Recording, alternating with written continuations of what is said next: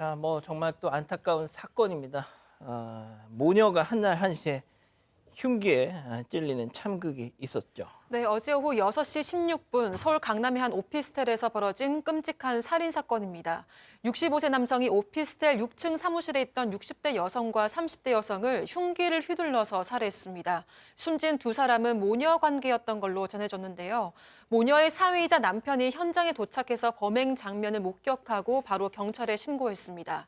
당시 사위는 비상계단 문을 열려고 했는데 열리지 않아서 확인해 보니까 아내가 가슴과 목 부위를 다쳐서 피를 흘리면서 쓰러져 있었다고 합니다. 또 바로 아래층에는 장모님이 쓰러져 있었는데요. 어머니는 현장에서 사망했고 딸은 응급처치를 받으면서 병원으로 급하게 이송됐지만 끝내 숨을 거뒀습니다. 가해 남성은 범행 후 휴대전화를 끈 채로 도주했는데 경찰은 인근 CCTV를 분석해서 남성의 도주 경로를 파악하고 뒤쫓았습니다. 자, 이 사건을 저지른 범인 온데간데 없고요. 현장에 남은 건 의식 없는 두 모녀와 흥건한 혈흔뿐이었습니다. 당시 현장 목격했던 분들 얘기 들어보시죠.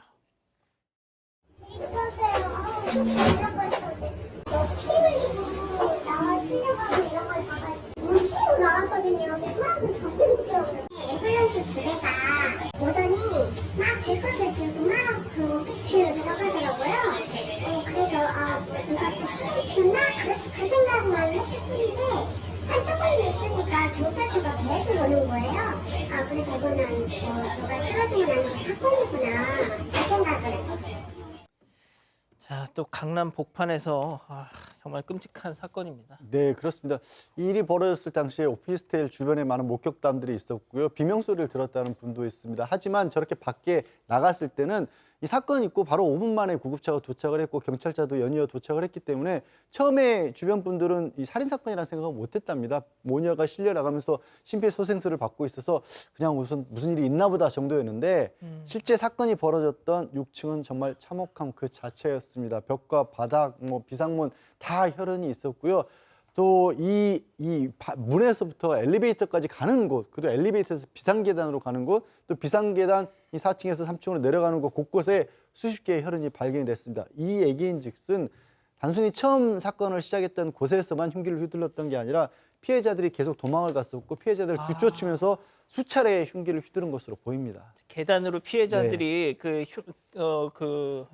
흉기 공격을 피해서 도망가는데 그걸 또 쫓아가면서 계속 저짓을 했다.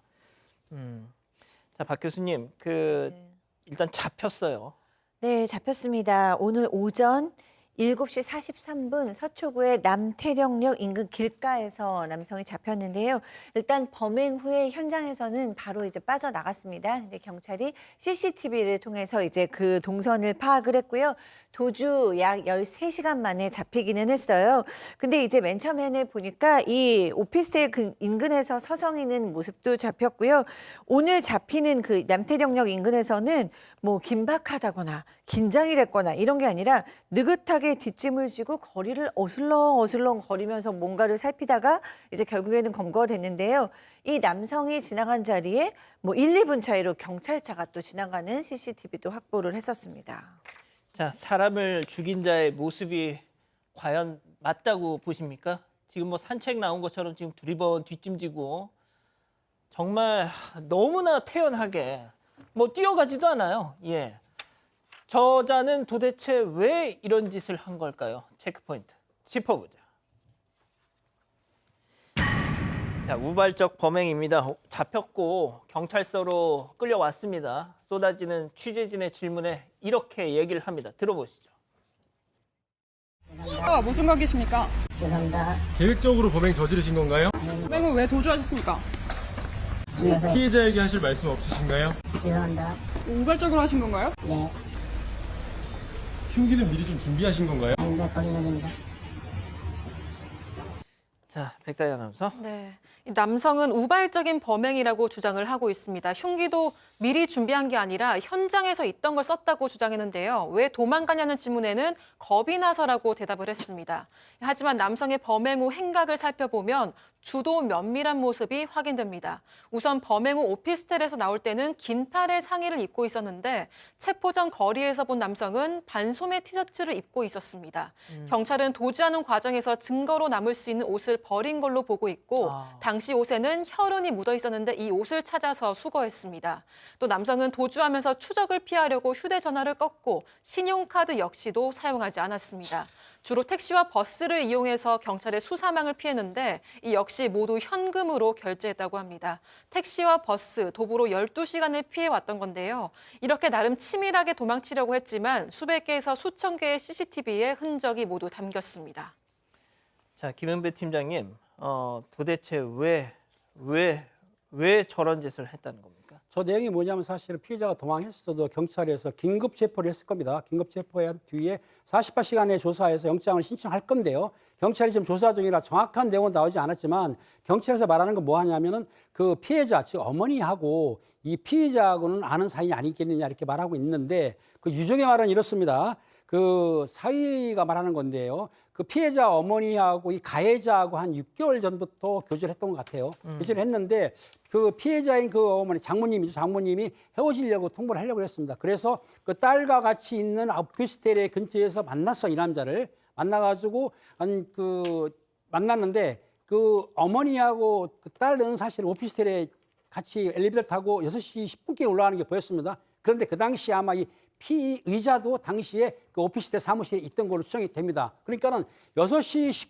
10분 정도에 모녀가 올라갔었는데 6시 18분쯤에 이 가해자, 즉 피의자가 오피스텔 빠져나가는 거 보면은 불과 6분이나 8분 사이에 범행을 잔인하게 했기 때문에 그 당시 안에서 벌어진 내용은 그 피해자 어머니하고 또 그리고 그 딸하고 사망했기 때문에 정확한 내용은 두 사람이 알고 있지만 사망했지 않습니까? 그래서 피의자를 상대로 해서 사건 내용을 밝혀야 되기 때문에 조금 후에 아무래도 조사를 끝난 후에만 정확한 그 피해 상황 그리고 왜 가해를 했는지 내용을 나올 것 같습니다.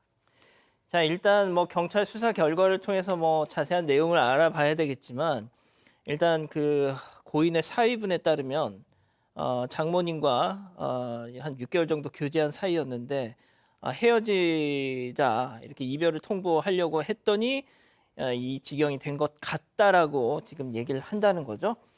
자, 박 교수님, 일단 그 유족의 말이 맞다면 교제 살인일 가능성이 좀 큽니다. 자, 강남역 인근 건물 옥상에서 의대생이 전 연인을 살해한 게 강남에서 살해한 게 고작 20여일 전이에요.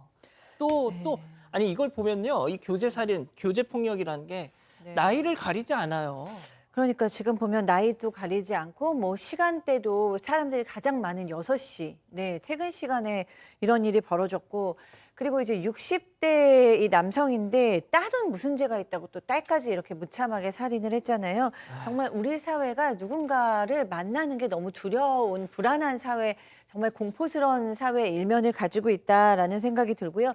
도대체 이 어머니 또는 그 강남에서 살았던 그 20대 여성도 어떻게 피했을 수 있을까?